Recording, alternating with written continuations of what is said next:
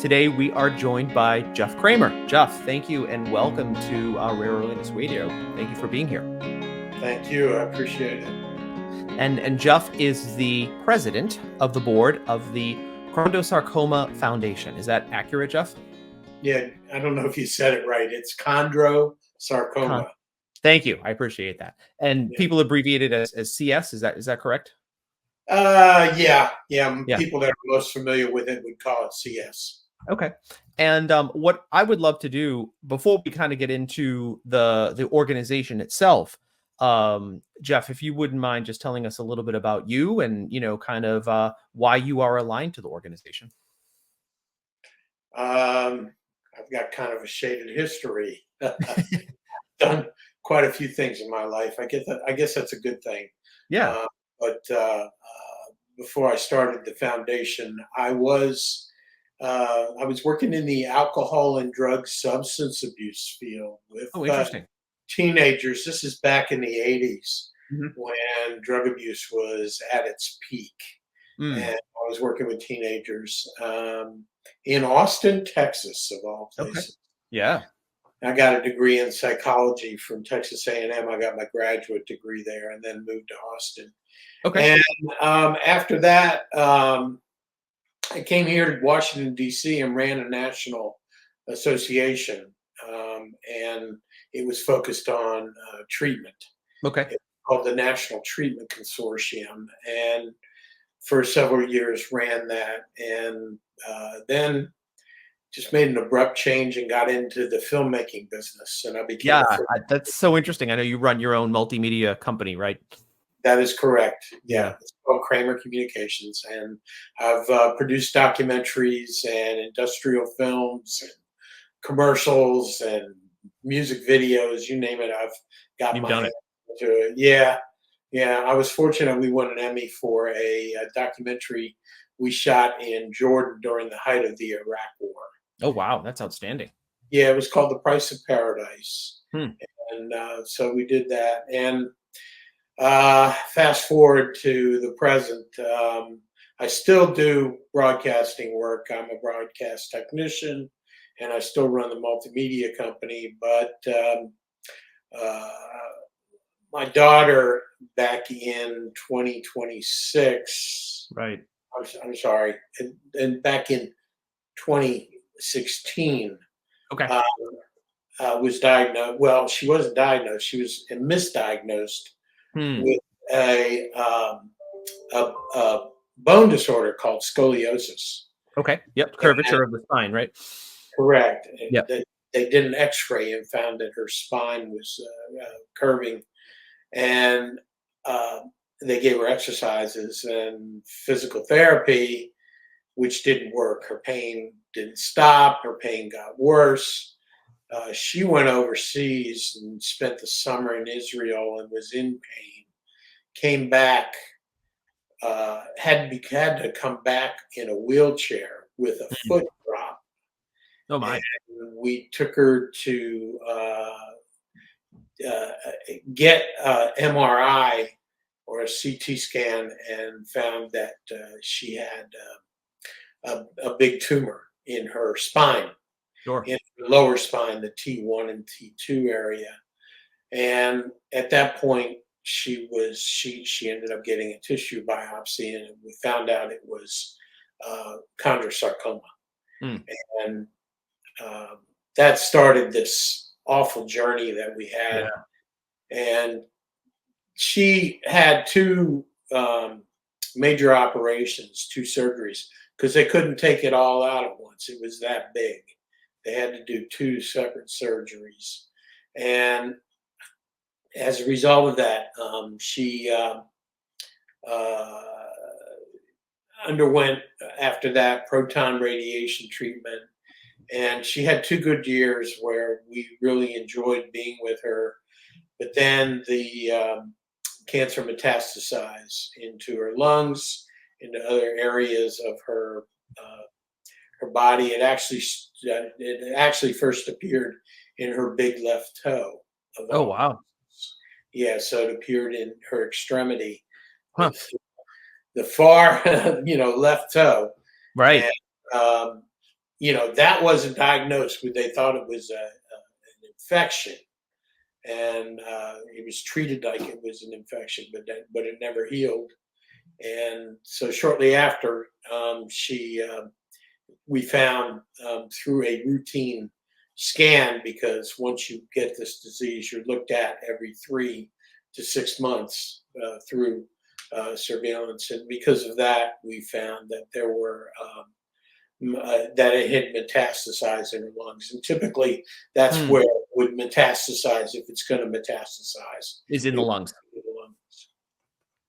It is a bone cancer. This is an Right. ultra rare bone cancer. Hmm. It, you know, uh, the estimates are that it affects 5,000 people globally Wow. a year. Um, so it's very, very rare, and it's very difficult to also diagnose. Is there a particular you said it's very difficult to diagnose. Obviously, they did diagnose it in her case, and you talked a little bit about the treatment with the combination of surgery and radiation therapy. Um, is it something? And I know your daughter was relatively young, Jeff. Is it something from a demographic standpoint that tends to impact younger people, older people, or is it really kind of can happen at any point? The age range, and I'll be quoting from our patient registry. Hmm. We've had a patient registry, and we just did our first data analysis of this registry with about 230 patients that are registered. Wow. Um, but we have their age ranges from 9 years old to 91. Oh, wow. Okay. But the medium age is in the 50s. It's Oh, like so 50. even much older than your daughter. Right. Yeah. That would be the medium age Mm, is falls around 51. mm, Um, but I mean, anecdotally, I'm seeing a lot younger cases. I'm seeing really? teenagers get chondrosarcoma. Yeah, Mm. yeah. Talk to me a little bit, Jeff, about the foundation itself. Kind of your mission and we've been to your website, we've certainly read through it. You talked about the registry, but how old is the foundation, and kind of the mission behind what it's trying to accomplish? Well, my daughter lost her battle with chondrosarcoma in November of 2019, Right. and it was her desire to be an advocate for those suffering from sarcomas in general, but specifically chondrosarcoma, which is what she had. And she Hmm. really felt that there needed to be more attention given to these diseases because of how severe it is and how rare it is, Right. and that there really aren't any effective treatments out there. Hmm. Um, so she wanted to be an advocate, and before she passed away, I promised her I would take that uh, responsibility and start a foundation. Right. Uh, so it was a father keeping a promise to his daughter. Yeah. Was Um, she always that sort of ambitious and I'm going to go, and if no one else is doing it, I'm going to be the one to do it kind of person? Was that inherent in her personality? Absolutely, Yeah. absolutely. I mean, going back and looking at her life, she was a leader for. This was in college, peer education. Hmm. She was president of what they call Berg, and it was a peer education group which helped students make healthy choices. Well, And she learned that from you, I'm sure, right? As part of what you were I, doing in I think rehabilitating I had a students. little influence on Yeah. her in that regard. I think her Yeah. mother also had a big influence on her because she was a special education teacher, and she worked at the same school that my wife worked at and Okay. retired from. And she really cared about kids with special needs, Hmm. including working with blind and deaf students. Oh, So wow. she really had a passion for helping others. Yeah, sounds like it. And certainly wanted to be, you said, an advocate for others that had the similar condition. Talk So to us a little. Oh, go ahead, please. I was going to say, at the height Yeah. of the pandemic in May of 2020, I founded the Chondrosarcoma Foundation. Okay. And by I had an idea about the infrastructure and how to develop the Sure. infrastructure for a foundation, because I ran an association before, so Right. that Right. experience paid off. Right. And so I created all the documents, went through all the government red tape that you need to do to start a foundation and to make it a nonprofit, a charitable organization. So that process took a while, but we created a board and we started our mission to help and advocate on behalf of chondrosarcoma patients. So there So was some real good benefit in the sense of, like you said, your previous expertise in association management and association, governance to get the foundation off the ground. I have to also think that the work that you've done as a communications expert has made some impact on awareness, right? I'm sure you're applying your tools and skills around broadcast. What are you folks doing to kind of really drive awareness of the disease? we've got several projects that we do. Mm, One is, we understand when someone gets newly diagnosed, they're overwhelmed with emotions and with a lot of confusion yeah. as to what to do, what their next steps are. So we have a lot of people that reach out to us and say, I'm newly diagnosed. What do I do? And we give them some straightforward advice. We've created these guides that that help them to understand the disease and the disease progression. And there's a guide on selecting our sarcoma center. Okay. The first things we do is we advise patients that Sure. they need to be treated by a sarcoma expert with experience treating chondrosarcoma in a sarcoma center. And I would assume those are probably in small supply. Well, there in this country, there are about 40 of them. Oh, that's more than I would have thought. Yeah. They also exist in Europe, but in the rest of the world, no, very Mhm. few Yeah. sarcoma centers. But we do recommend that they get treated by a sarcoma expert with experience in treating chondrosarcoma. We have a guide for those who have advanced chondrosarcoma. And by the way, Mm. there are 12 subtypes of chondrosarcoma. Wow. There are three grades. There's grade one, which is a low and many times benign. And then there's grade two, which is intermediate. And there's grade three, which is a high chondrosarcoma, where it's very aggressive. It's a very aggressive subtype. Mm. And we have conventional and non-conventional chondrosarcomas. And the non-conventionals tend to be more aggressive than the first two grades of the conventional. So it's very complicated. Yeah. Sounds like And it. you have to dissect it and you have to look at, Mm. all the features and have an understanding about those subtypes. I think one of the most important things for a patient is to get a proper diagnosis and to Yeah. understand their subtype, because that enables them to make appropriate medical decisions Right. about their care. The other message that we have for people is you're part of the medical team, and Mm. you need to be aware and do your due diligence to understand all the aspects of chondrosarcoma so that you can work with your medical team to make appropriate decisions for your Sure. care and what you feel is best for you. Mhm. You Mhm. know, people would take Absolutely. these options and understanding all those options, and they would take those options and say, well, maybe that's not for me, or maybe I should give that a try. Mm. When you have the advanced cancers, and that's when the cancer recurs in the same area that it originated from, or that Right. we call that local recurrence, or you go to a metastasis where it goes to other parts To of the the body. body.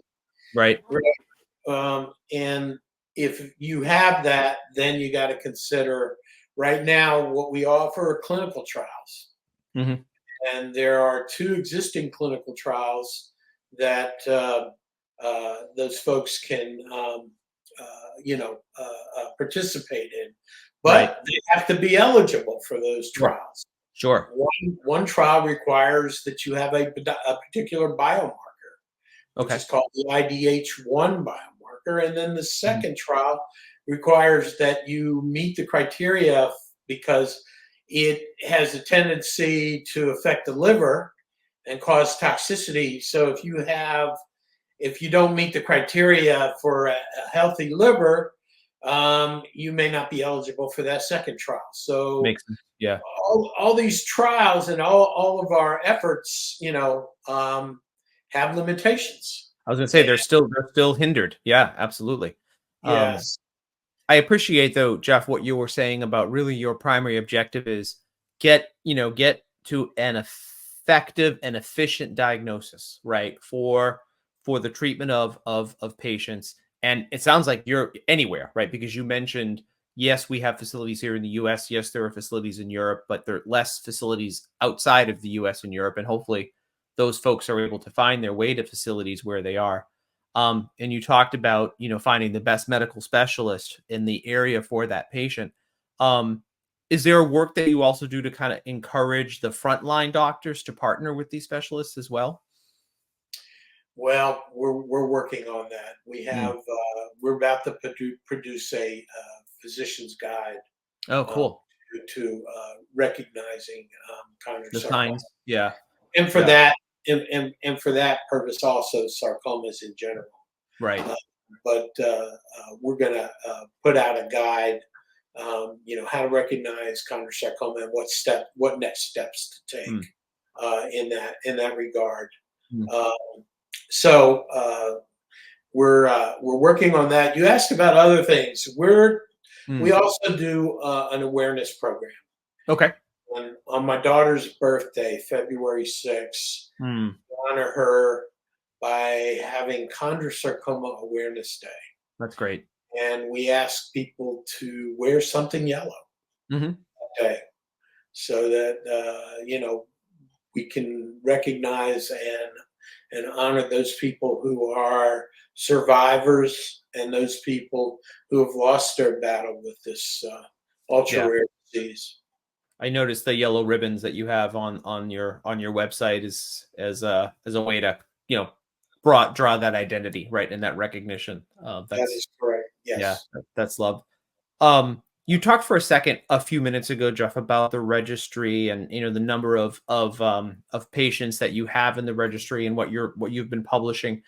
Um, is this something that you worked with the National Organization of Rare Disorders to build, or talk to us a little bit about kind of where it began and how it sort of came about?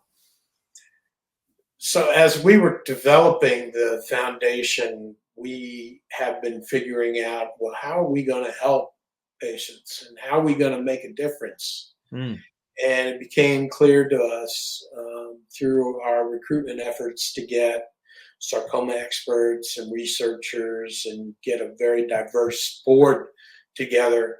It became apparent to us that within our means, we could afford to develop a patient registry. mm, And NORD has a platform. It's called I Am Rare.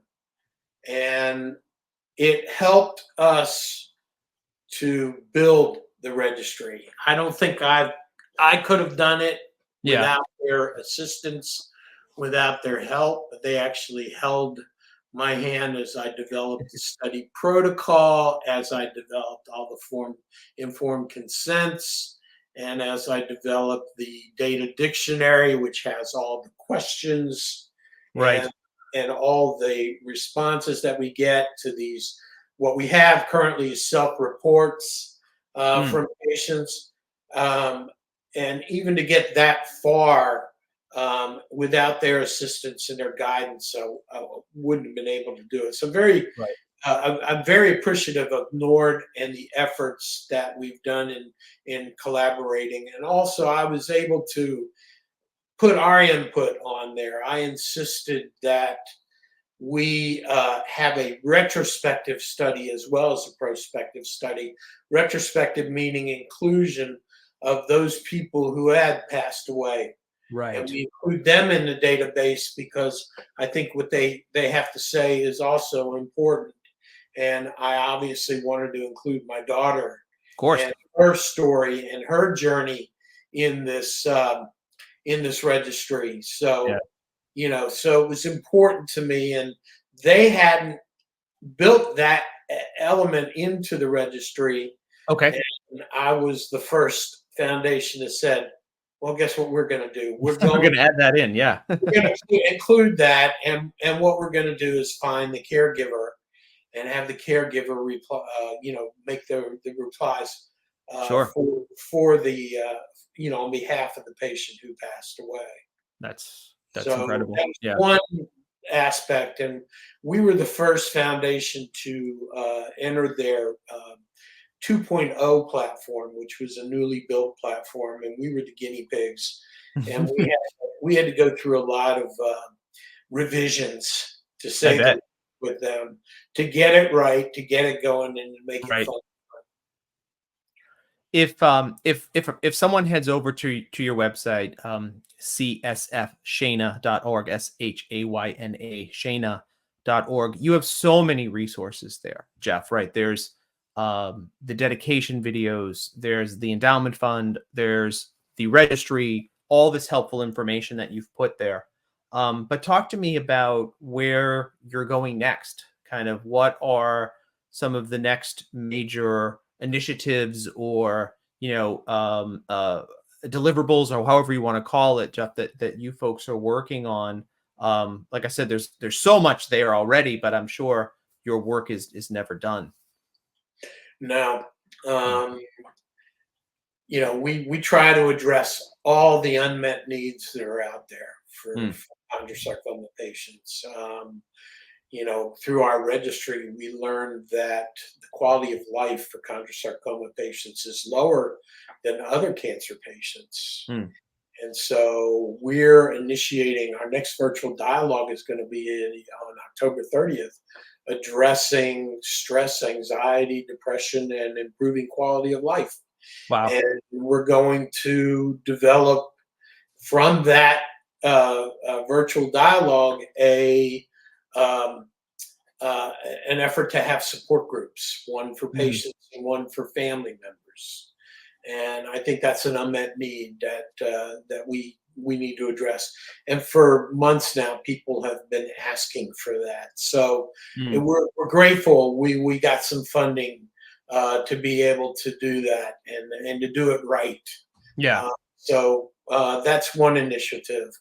Another initiative is we're going to advance. We're going into our second version of the patient registry, Oh, okay. and we're going through a process called tokenization.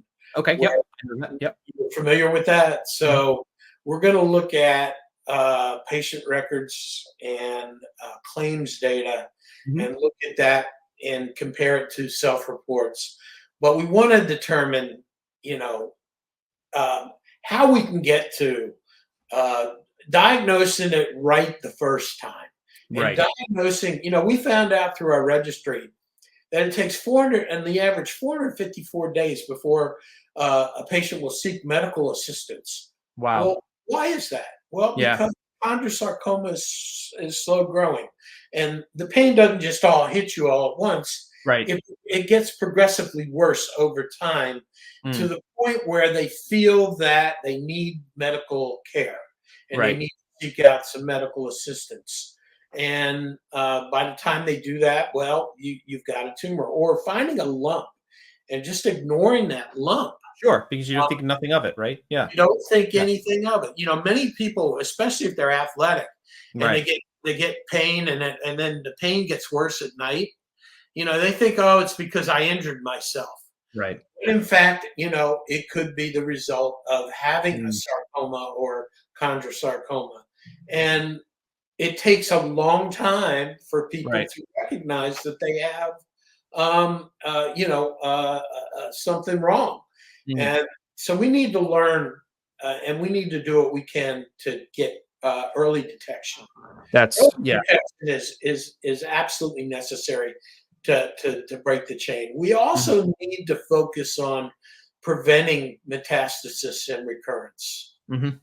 because once that happens, you Yeah, know, it's yeah, very it's a race against difficult. time, right?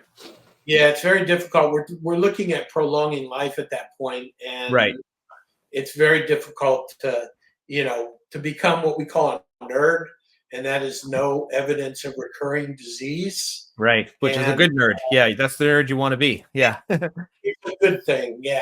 Yeah, And we want to see more of that right, in our efforts. We want more W's, if you right. will, in our efforts. But those are the things that we're focused on. So with the patient registry, we're looking in doing deep dives into more answers. We Mm, got a bunch of questions from our first data analysis. We need to get some answers to those questions, sure. and it's important that we look into advancing that patient registry. The third thing that we're doing is we are in the planning process of opening a chondrosarcoma treatment center in Santa Monica, Oh, California. that's big news. Yeah, It is big news, yeah. and the center is going to be named after my daughter and Oh, it's also one of the director's amazing. nephews. So we're going to share the platform, but we hope to have a center specifically focused on treating chondrosarcoma.